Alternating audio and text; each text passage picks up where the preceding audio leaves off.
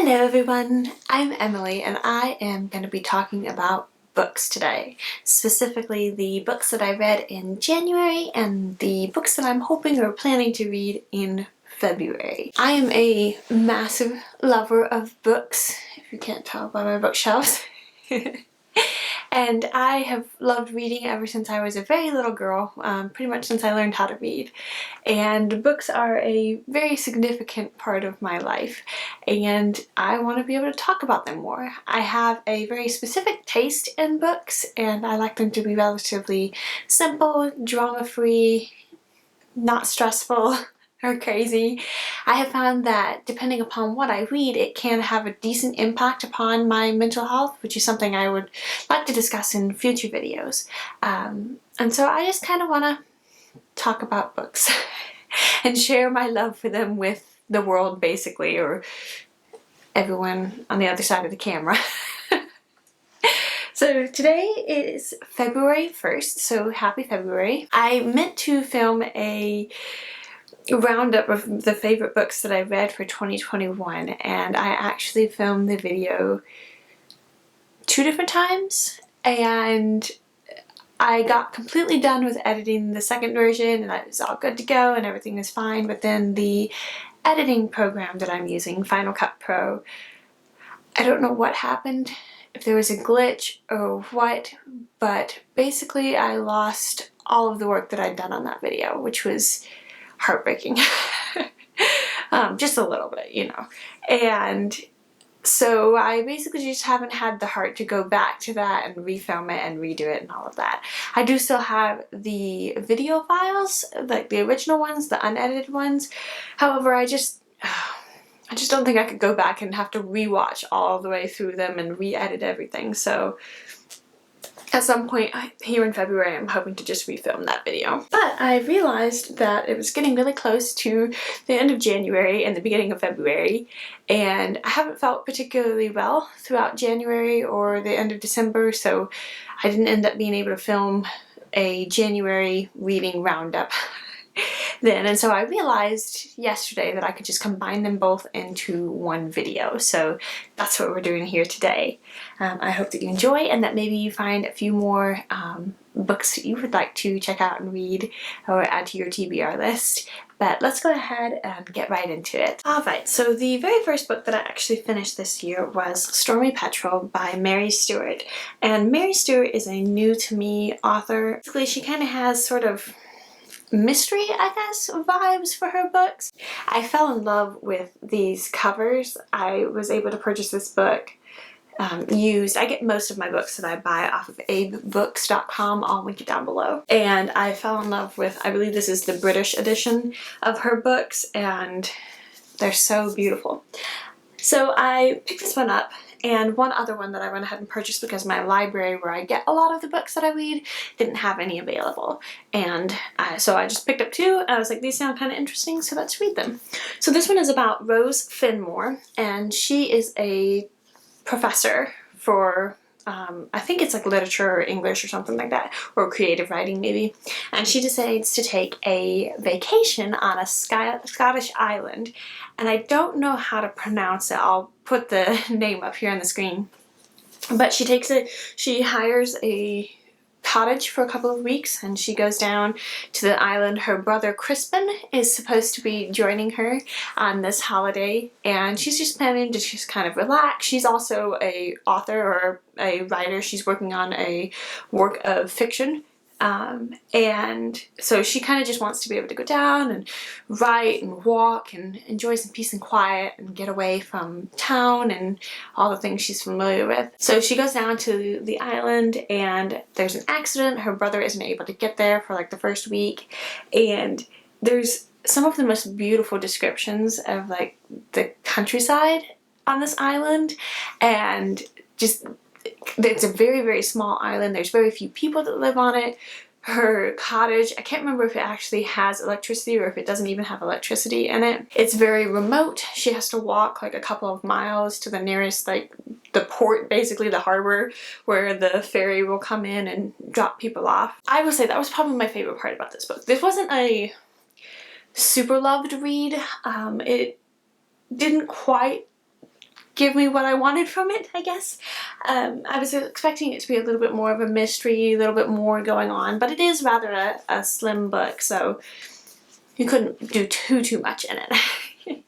But basically, shortly after she gets there, there's this big storm on the island, and two men suddenly show up at her little cottage, and one of them is who he says he is, and the other one is not.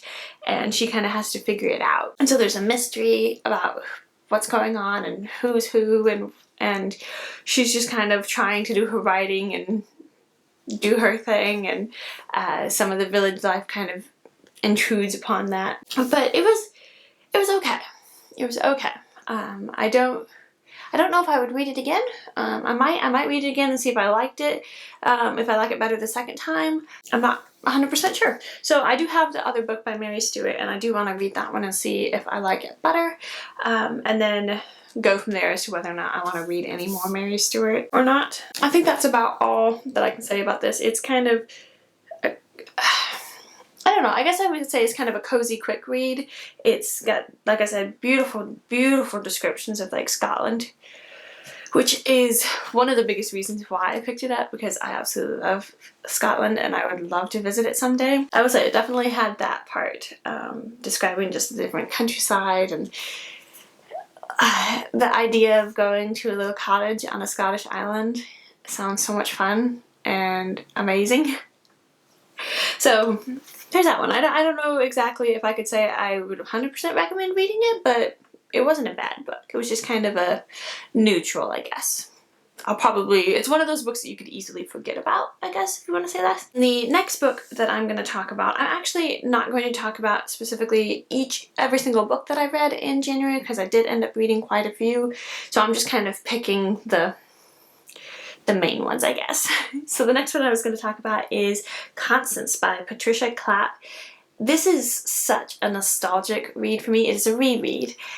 When I was relatively young, maybe like 8 or 10 or something like that, we got this book from my at that time local library, and I loved it so much. It has a very sweet little romance in it, and it's the story of the initial group of pilgrims that came over on the Mayflower, and it's kind of the story of the first about 5-ish years of their life, trying to build up a colony and be able to survive with nothing, basically. And so it is in parts a little bit difficult to read, I guess you could say, just because of the hardships and the terrible things that they went through, where half of the people died in the first winter because of disease and lack of food. And so it's a little heartbreaking to read about that and the struggles that they went through. But overall, the story was really good. It starts out when she's 14, and then it kind of goes over time until she's about 18, 19, or maybe 20. I don't remember. It kind of skips. I don't think it quite goes that far, but I can't remember for sure. It's told in diary format, which is really cute. It's told from Constance's perspective, and it just kind of talks about the different day-to-day things that they do, and, you know, interacting with the other people in the colony and new people coming in, and being very hungry for long periods of time until their first crops get in, and then having to deal with drought and just generally not having a lot of food for a long time, and then the winters, and yes, like I said, there is a very sweet romance in it, and I really like it, but that's kind of towards the end of the book. Most of it's just kind of from her perspective and the day-to-day, her family, her younger brother, her stepmother, her father, all of that. I would highly recommend this. I thoroughly enjoyed rereading it, and I would definitely be reading it again and again. I randomly remembered it and found this copy off of 8 Books for a few dollars. It was very inexpensive, so I'm very pleased to have this in my personal library now, because, yeah, like I said, it is one of those books that I'll randomly remember it. So I've definitely already read this probably like 3 or 4 times, because what would happen is every few years I'll randomly remember it and be like, yeah, I really like that story. And I'll go and find a copy of it from a library or something and reread it. So I am super pleased to be able to have this in my own personal library now, and I can read it as many times as I want to. So yes, definitely recommend this one. All right, and then the next one I'm going to talk about is Envious Casca, I believe is how you pronounce it, by Georgette Heyer. Now, Georgette Heyer, it was a new discovery last year.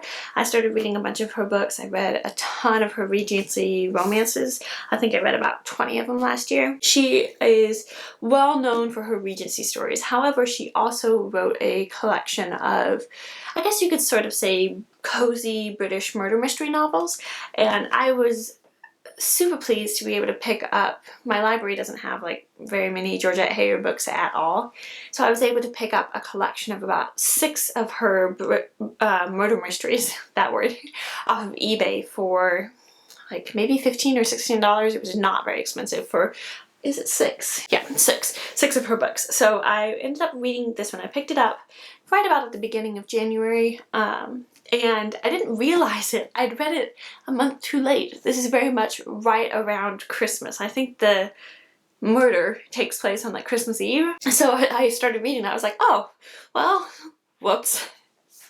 Now, I will say, before I get into the details of what this book is about, Georgette Heyer's murder mysteries are, if you read a murder mystery with the intent of not wanting to know who committed the murder until the end of the book, Georgette Heyer is probably not for you. I have read so much Agatha Christie, and I think that Agatha Christie is kind of the top of the top murder mystery authors, and for her books, it's like you can almost never guess who did it until the very end when everything is revealed.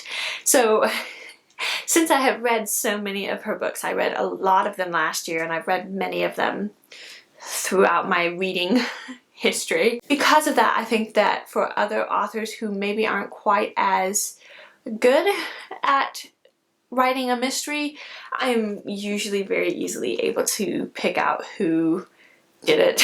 And I will say, I think this is the 3rd or 4th one of Georgette Heyer's murder mysteries that I've read, and in every single one I've been able to pick up relatively early on who did it and how they did it, if that was a mystery as to how they did it, which it was in this book. So I still enjoy them because Georgette Heyer's writing is amazing. She is very good at doing excellent characters and the witty banter that goes back and forth, and just her overall writing is phenomenal, and I personally very much enjoy it. So this one is the story of Nathaniel. Let's see. Nathaniel Harriard, I think is what it would be.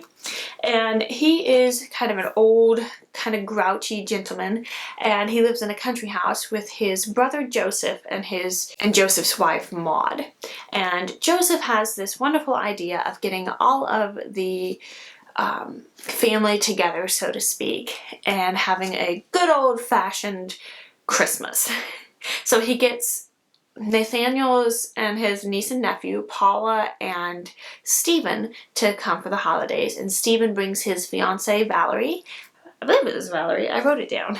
Yes, Valerie. And Paula brings her sort of boyfriend, but like not, who is called Willoughby Royden. And he gets them down, and he gets their sort of a distant cousin who is Matilda.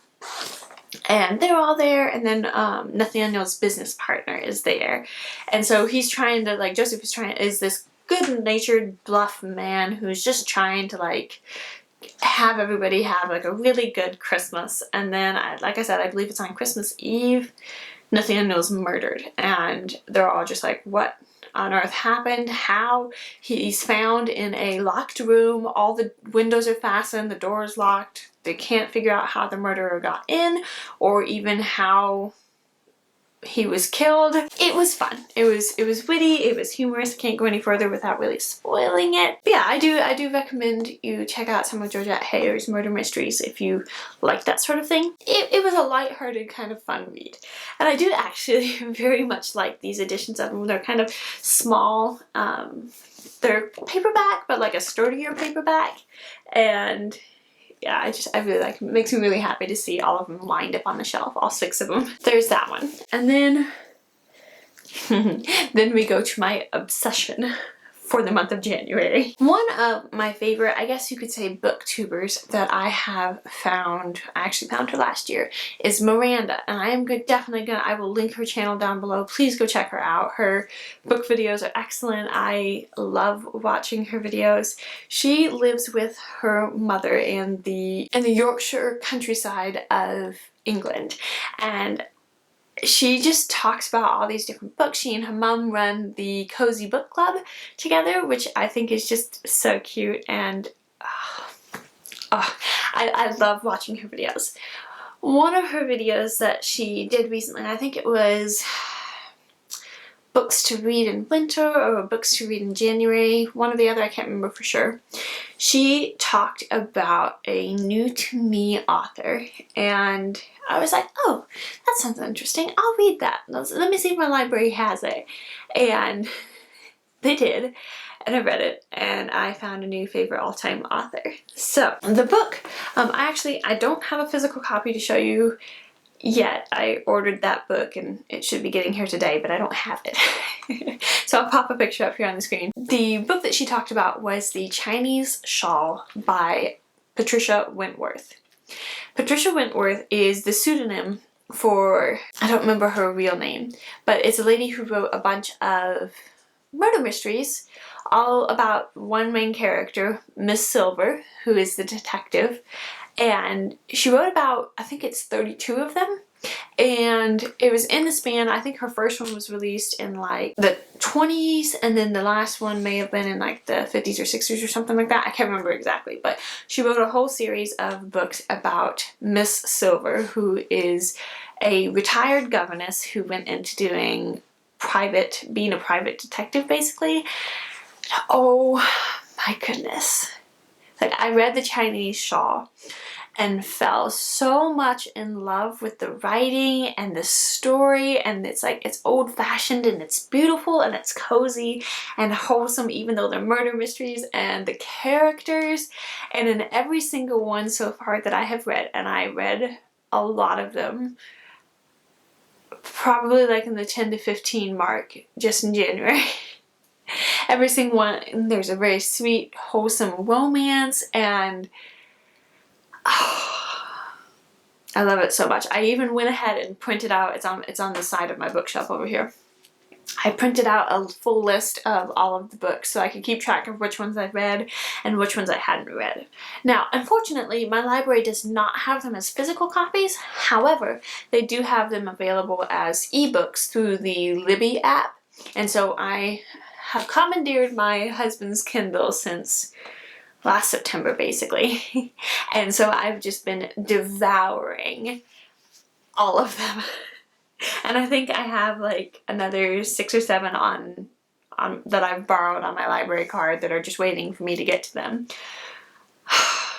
I love them all so much. So that is why I can't actually talk about every single book that I read this month, just because there's too many of them. So I'm specifically just going to talk about The Chinese Shawl, and then if it sounds interesting, please, please, please, please, please go read that one and read some more of them. They are excellent. They're exactly what I want from a book, and I typically enjoy reading more vintage style books, older books, and this one just checks every single box.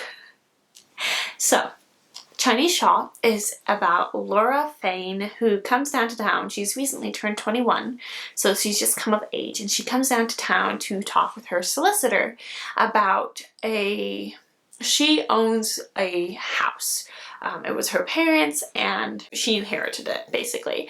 And so she comes down to town to talk about her solicitor and kind of get things in order because she's of age. So she's able to kind of take control of the money that's in the trust, or make decisions regarding the house, all of that.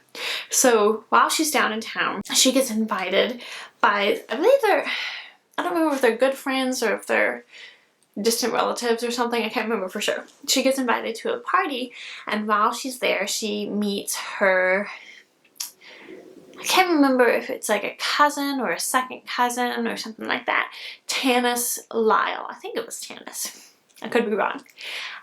And she meets Tanis Lyle, and Tanis is the kind of adopted daughter of, oh, what's the name? I can't remember if it was Agnes or Agatha, who is Laura's great aunt and is currently living in Laura's house that she owns.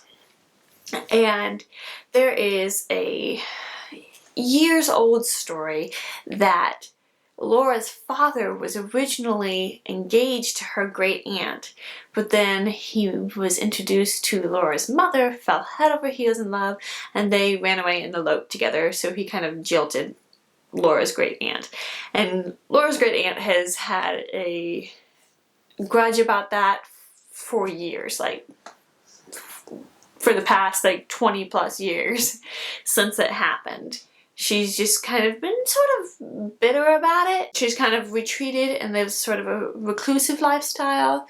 She went out, and right after she found out the news that she had been abandoned, if you will, she went on a horseback ride and had a terrible accident and wasn't able to walk. So she's an invalid, and she just lives in this house with another relative. I can't remember exactly if it's like another aunt or something like that. It's just another relative. Laura's father made it so that with the house, he rented it to the great aunt for 21 years. And the lease has just expired, or is just about to expire now that Laura is 21, and she gets to make the decision on whether or not to renew the lease or just outright sell it to her great aunt. So that's what her solicitor is kind of trying to talk to her about, and he kind of tries to like push her into selling it, and she's just like, no, my father really wanted me to have this house, I'm not going to sell it. And so then she meets Tanis Lyle at this party, and Tanis shows up at the party with a gentleman named Casey? Let me make sure. Carrie. And Carrie and Laura are obviously the love interests, and it's almost like a love at first sight sort of a thing.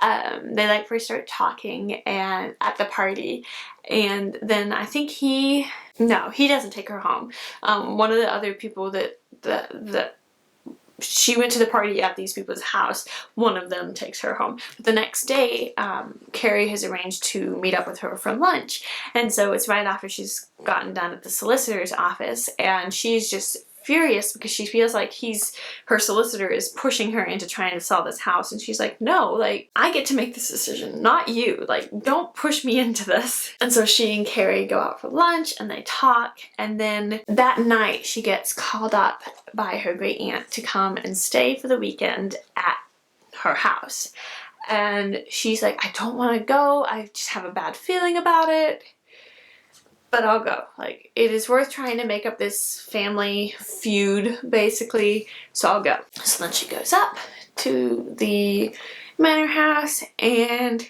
murder occurs, and Miss Silver gets called in, and yeah. It is so good. The romance is super sweet, and again, like, her romances aren't at the forefront. Like, it's the mystery that's at the forefront, but it's like this secondary plot is this sweet romance, and just the characters and how they're written, and Miss Silver is amazing. I like her a lot more than Miss Marple, which is Agatha Christie's main lady detective. And Miss Silver is just so classy. She's always knitting, and she knits continentally, which is the way that I knit. And she's like constantly making like little hats and sweaters and little socks and things for her nieces and nephews' children. And she's like knitting stockings for her nieces' boys who are in school, so she just like sits there and knits all the time, and she's just very intelligent and picks up on things. She was a governess for many years, and so she's a good judge of human character and reading humans, and I love her so much. She's just such a sweet, wholesome, like traditional person, which just resonates with me on so many levels. So yeah, I read that book and I was just like, alright, I need to read all of these now. So like I said, I think I've read about 10 to 15 at this point, and I'm in the middle of reading another one on the Kindle, and I'm definitely planning to read all the rest of them. And hopefully, I'm hoping over time to potentially be able to just buy the whole collection and just have all of them. I couldn't resist picking up the Chinese Shawl because it was the beginning of my new love. So that one's supposed to be coming in the mail today, and I'm so excited about it. Yes. That brings us to the end of the books that I'm going to talk about for January. So let's do a little bit of discussion for what I kind of want to read for February. Now, typically I am not the type of person that has a specific TBR list. I will kind of have a general idea in my head of books that I want to read, when I want to read them, etc. But I don't really have like a very strict specific list that I kind of follow through. I usually read based off of feeling. I guess I'm a feeling reader, if that's a thing. And so I don't really, I'll hear about a book and I'll be like, oh, that sounds interesting. Once I finish the book that I'm reading, maybe I'll read that book, or if I'm not feeling it, I'll read another book that I think is interesting. But for this year, I kind of want to be a little bit more intentional because there's a number of books that last year I ended up buying a lot of books, and it was kind of my book buying year to a degree. I hadn't really bought books for myself in a long time, and so last year I wanted to be very intentional about actually making a point to purchase more books for myself because I love having books. I love books, and there's so many books that I've wanted to own for years, and I've just never let myself do that. And so last year I wanted to be very intentional about buying books. So when we went on vacation, I picked up books. When I would go to a used bookstore, I would buy some books. I bought a bunch of books off of abebooks.com, and I just tried to be more intentional about, if I thought of a book that I'd been wanting for years, to actually follow through and purchase it. So I have a number of those books that I am hoping to be intentional about reading this year. And I realized I just kind of, at the beginning of each month, I want to pick out a few books that I really want to make a point of either trying to read or actually follow through in reading.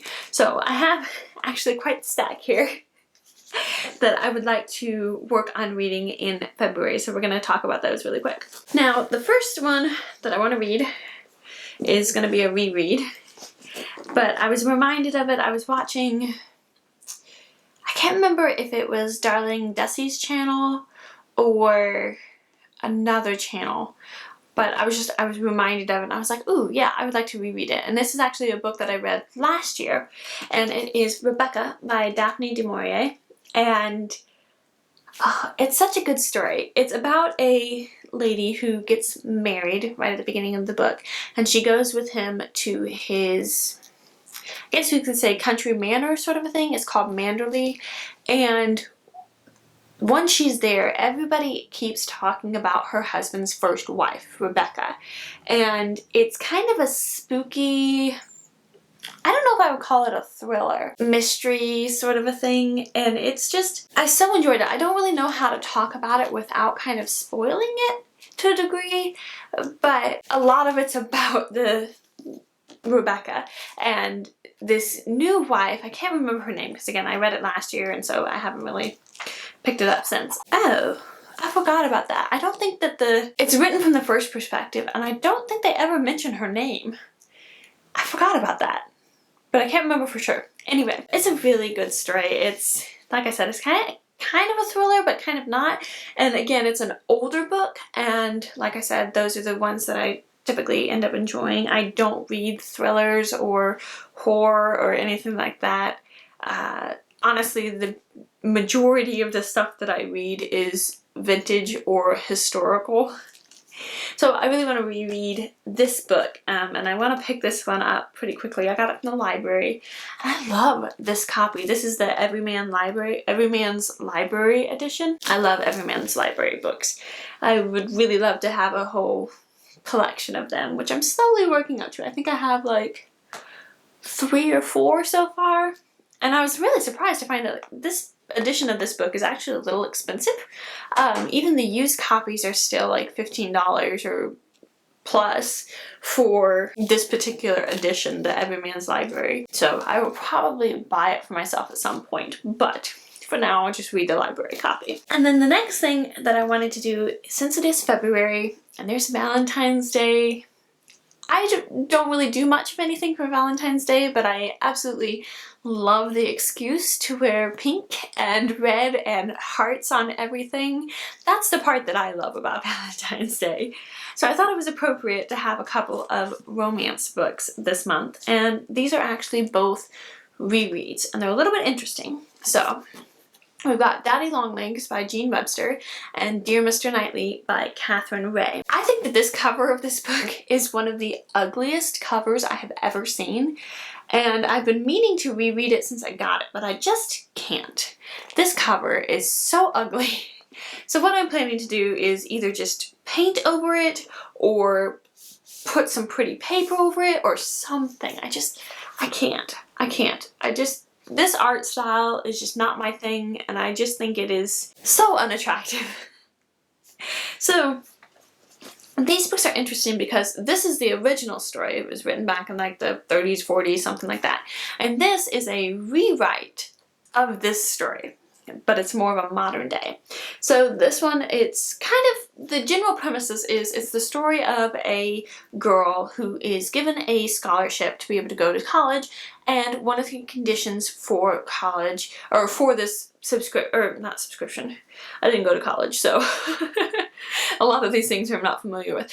One of the conditions for this scholarship is that she has to regularly write letters and keep the firm, I guess you could say, updated on her progress, how she's doing, what's going on, that sort of a thing.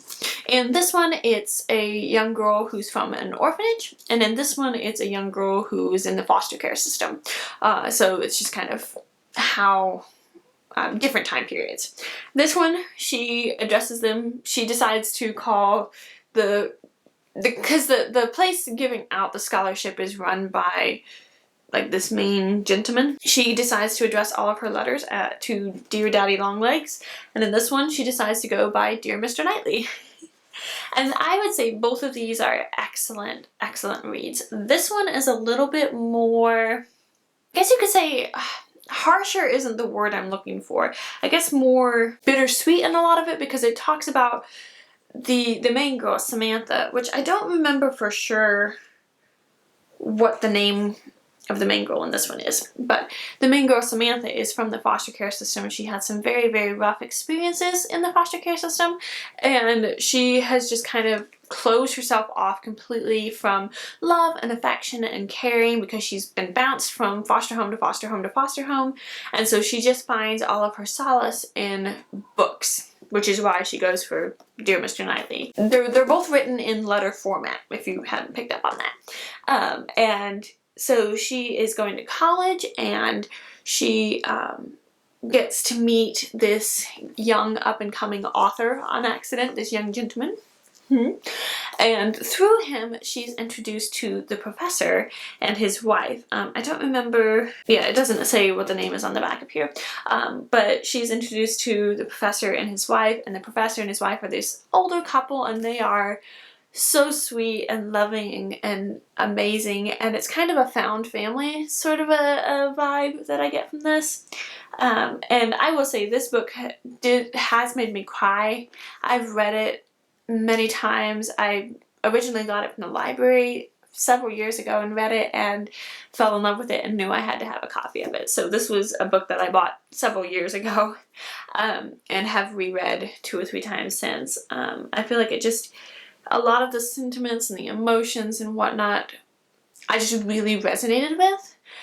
Even though I have never been in the foster care system or whatever, the struggles that she was going through personally, I think that it's not just the struggles that somebody that has been in the foster care system deals with. I think it's a very human thing. We all come from different backgrounds and places and whatnot, but there's a lot of human emotion that can be shared, I guess you could say, even though we come from very, very different places. So I really like this book. Like I said, it is a bit harder.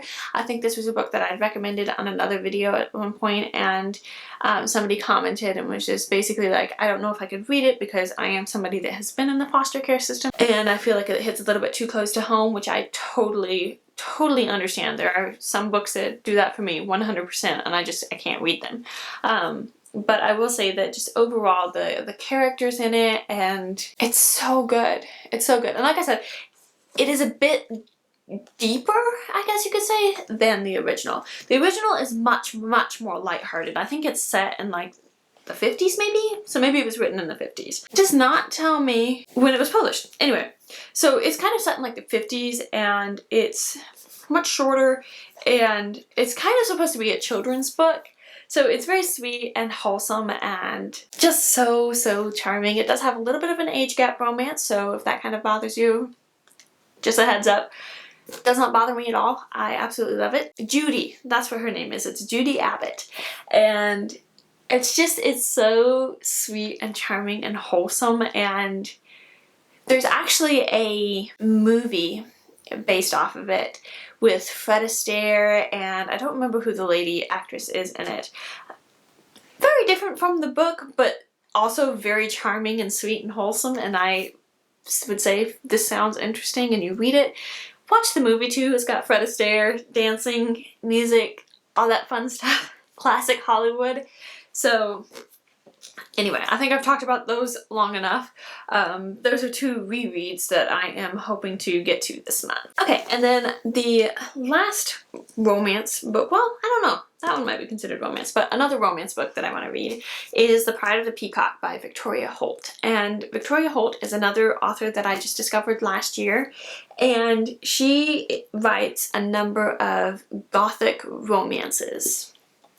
And the first one that I read by her was The Mistress of Melon, which I love so much. And unfortunately, my library only had both regular and ebook, only had like maybe 3 or 4 of her books available. But I was incredibly lucky and able to find a set of about 13 of Victoria Holt's books, I believe, on eBay, and I was able to get them for like $35 or something. It was ridiculous, but this lady was selling them because they used to belong to her mother, who really loved them, and so she had a whole collection of them. They're in very good quality or condition. There's a little scuffing and stuff, but I don't mind. I love used books. So I'm super happy to have just a whole row of Victoria Holt books now. I haven't read all of them yet by any means, so I really want to read The Pride of the Peacock this month. And I don't really know anything about it. It doesn't give me a description of it on the inside of the dust jacket or anything like that, and then this is just kind of a blurb from the book, so it doesn't really tell me anything about it. But of the 4 or 5 Victoria Holt books that I've read so far, I've loved every single one of them, so I have high hopes for this one. Okay, and then the last one is one that I have not heard of before, and I just found out about it from, I think I was watching Darling Dussie's channel, and I'll link it down below.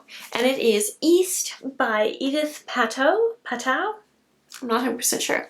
And this is another library book. It's considered a young adult book. It's a retelling of, oh, what's that fairy tale called? It's like East of the Sun and West of the Moon or something. And it's a traditional fairy tale. I don't remember where exactly it's from, but it's the story of this girl who is taken by a polar bear and whisked away. It's kind of a talking polar bear, so fairy tale. Very fairy tale. And she's taken to this castle in like this super cold northern Antarctic sort of a place.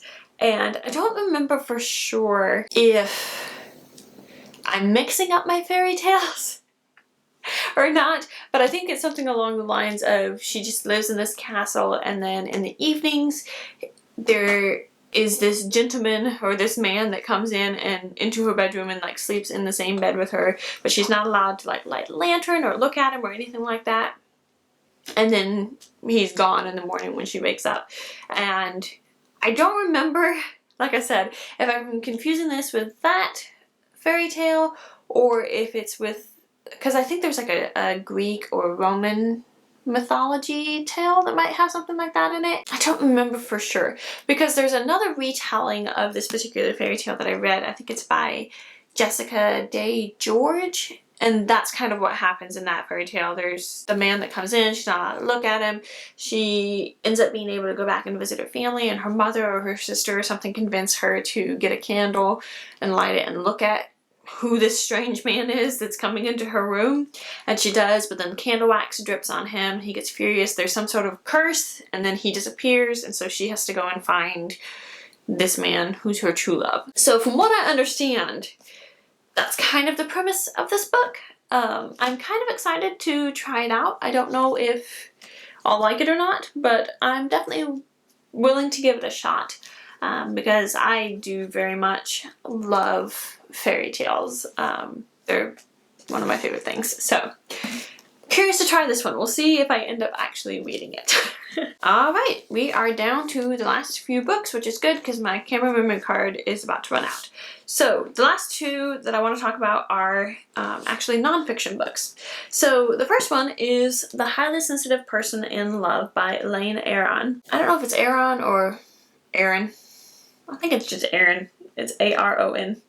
And this is a book by the same lady who wrote The Highly Sensitive Person, which is an excellent book. I can't remember if I've actually read the whole thing or if I've just read portions of it online. I definitely consider myself to be a highly sensitive person, which is part of why I'm very, very, very particular about things that I read, the books that I read and whatnot, or the TV shows or movies that I watch. I'm very cautious about that because as a highly sensitive person, I am very much affected by violence and gore and super drama things. I'm a very empathetic person, and so I just identify so much so with people. Even if I think they're being stupid, I identify with them to a degree, and it's very stressful if it's the wrong sort of book. So I recently found out that she wrote The Highly Sensitive Person in Love, and I kind of want to read both of these this month. We'll see, but specifically this one I thought it was appropriate. It's February, so love and all of that. I think that it'll be really interesting because it's talking about, the tagline is understanding and managing relationships when the world overwhelms you.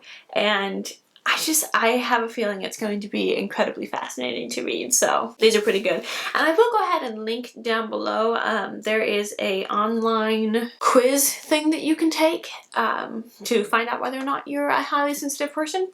So I'll link that down below in case you're interested and want to check it out. But there's that one. And then the last one that we're going to talk about is Digital Minimalism by Cal Newport. Choosing a focused life in a noisy world. And this one is one that I feel like I've heard about this before, but I just was reminded of it. I was checking my email yesterday and it was in a newsletter, somebody mentioned it, and I was like, ooh, that sounds like something that I'd be interested in, because I go back and forth with social media and doing stuff online, YouTube, Instagram, etc. And I find it kind of draining, and I think some of that plays into the whole highly sensitive person thing. I'm really curious to read this. I think that it's going to be something that's just going to resonate with me very strongly. I don't know anything about it other than it says digital minimalism, so that's it. That's all I know.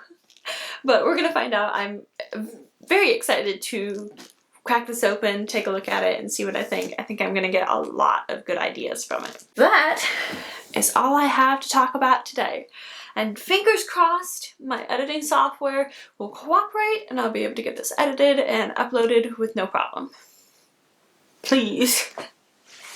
Thank you so much for hanging out with me today and listening to me talk about books. If you have any books that you really enjoyed in January or any books that you're really looking forward to reading in February, I would love to hear about them. I am very much a fan of finding more books that I think might be interesting and I might want to read.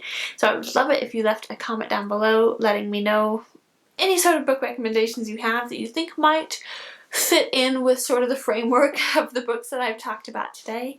I hope that you all are doing well. I hope that you had a good January. Mine was a little bit rough, but I hope that you had a pretty good one and that your overall 2022 is kind of off to a great start for you. Thank you again for spending this time with me. I am so much looking forward to talking about all sorts of book things with you. I hope you have a wonderful day, and I will see you on the next one. Bye!